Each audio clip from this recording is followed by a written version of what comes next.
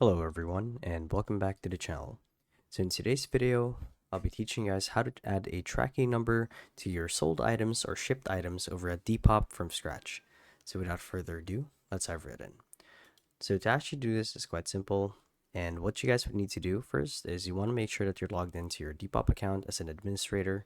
So as you can see, here's what my dashboard looks like, and the idea here is you would want to get access to your product catalog. Now here you get to see which of your items have been sold, which ones have been shipped, depending on status really.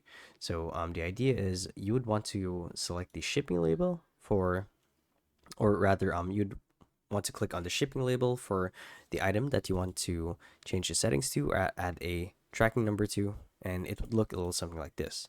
So the idea is we would select view shipping label, and there should be an option to actually add a tracking number via UPS or USPS, as you guys can see here, or any courier service will basically do.